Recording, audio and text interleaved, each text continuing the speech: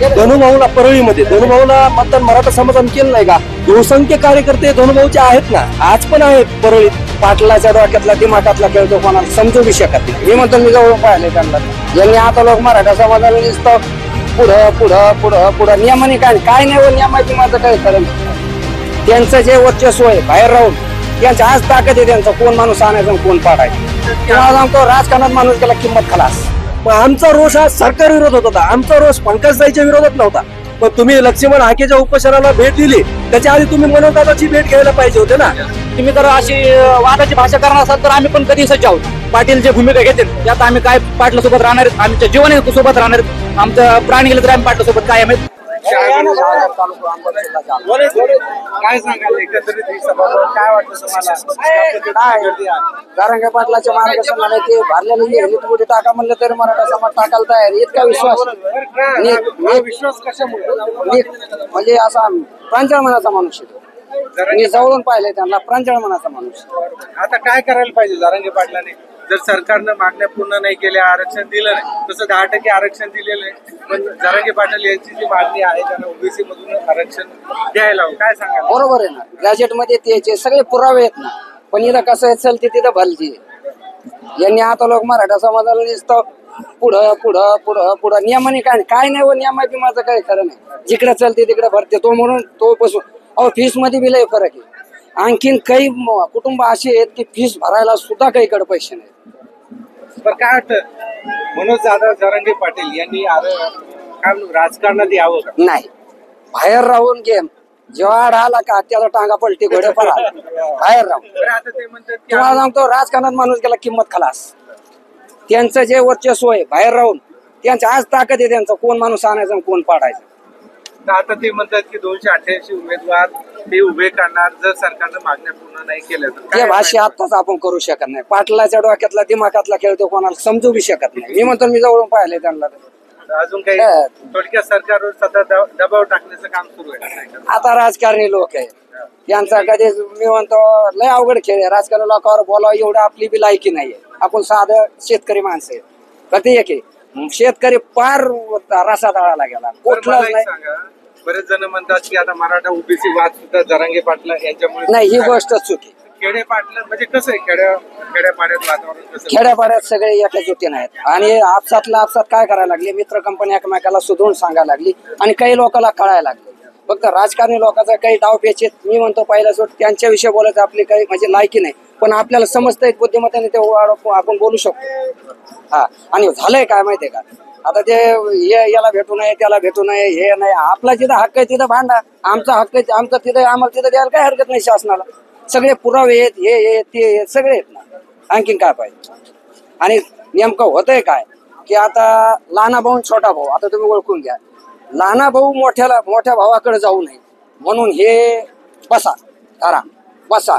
लहाना भाऊ जर मोठ्या भावासंग आला ना कार्यक्रमच झाला. फक्त लहान्या भावाला अडचणी इकडे येऊन द्यायणार. आम्ही आतापर्यंत 25 वर्ष झालं. याच्या आधी मुंडे साहेब होते. मुंडे साहेबाला मराठा समाजाने मतदान केलं नाही का? केलंच ना. धनुभाऊला परळीमध्ये धनुभाऊला मतदान मराठा समाजाने केलं नाही का? बहुसंख्य कार्यकर्ते धनुभाऊचे आहेत ना, आज पण आहेत परळीत. परळीत पूर्ण जिल्ह्यात आहेत. आज कोण म्हणलं धनुभाऊचं पंकजताईचं काम मराठा समाजाच्या नेत्याने केलं नाही? उदाहरणार्थ मी तेलगावचा आहे. तेलगावचे माझ्या गावातले 10 ते 15 कार्यकर्ते पंकजताईकडे पहिल्यापासून आहेत आणि आज बी होते. असं म्हणणं चुकीचं आहे. पण पंकजाताई जर असं म्हणत असतील तर त्यांच्या गावात बजरंग सोनवणे हे उमेदवार असताना गावाचे भूत ताब्यात घेतले. कुठं बजरंग बाप्पाला 1 मतदान 2 मतदान हे कसं झालं? त्याच्यामुळं हे साफ चुकीचं आहे. कुणी म्हणत असेल पंकजताईच्या विरोधात मराठा समाजाने जातीवाद केला, हा चुकीचं आहे. आमचा हा विरोध हा शासनाला आहे, शासनाच्या विरोधात आहे. शासन आमची मागणी जोपर्यंत मान्य करणार नाही आम्ही त्यांना विरोध करणारच. कारण आम्ही हे सामान्य जनता आहे, महाराष्ट्रातली जनता आहे. ह्यांना हक्क मागायचा असेल कोणाकडे मागणार? सरकारकडे मागणार. पण सरकारमधलं कोण उमेदवार होते? उदाहरणार्थ बीडमध्ये पंकजताई मुंडे होत्या. मग आमचा रोष हा सरकार विरोधात होता. आमचा रोष पंकजताईच्या विरोधात नव्हता. आमचा रोष हा फक्त सरकार विरोधात होता. म्हणून आम्ही हे मतदान साईटला गेलेलं आहे. आणि दुसरी गोष्ट, आता तसं जर म्हणत असतील पंकजताईनं पहिलीच त्यांची भूमिका स्पष्ट करायला पाहिजे होते. पंकजाताई ज्यावेळेस आंतरवालीमध्ये लाठीचार्ज झाला त्याच्यावर पंकजताई एक बाईट सुद्धा दिली नाही, बोलल्या नाही. धनुभाऊही बोलले नाही, छगन भुजबळ बोलले नाही, कुठला ओबीसीचा नेता एकही बोलला नाही.